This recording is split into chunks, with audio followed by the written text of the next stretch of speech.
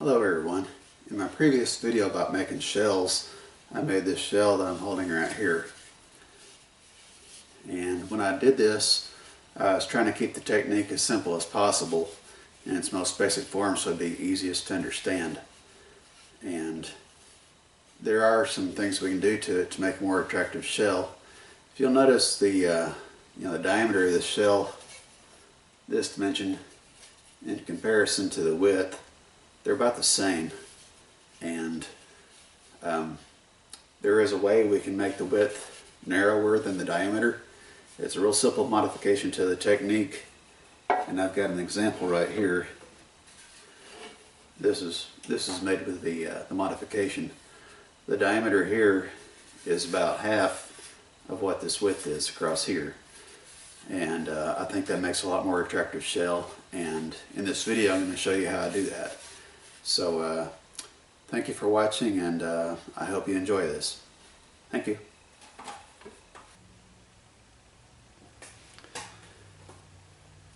When making a wood shell, the bevel angle determines how fast it grows. And what we've got here is a higher bevel angle in the radial direction. At this point here, this bevel angle is higher than what it is along the sides. The bevel angle of the table is about 9 degrees, and there's a bevel angle created by this prop, which is probably another, I don't know, 8 or 9 degrees, just guessing. And those two angles are added together here at the midpoint of the curve. Now over here along the sides, the blade makes full contact, from top to bottom, but the angle of the prop is not a factor in what the bevel angle is of that cut. Even if I remove the prop, and make that 9 degrees the angle of the table, we still got full contact with the blade. So this angle here is much smaller than this angle here. See, if the angles were equal, I would have full contact with the wood from top to bottom. The blade is touching here on the top edge, but not at the bottom. There's a big gap. When you add the prop, it makes full contact from top to bottom. So that angle is larger, and therefore it grows faster, in the direction of the radius. So that lets the shell, grow faster, be larger in diameter than its width.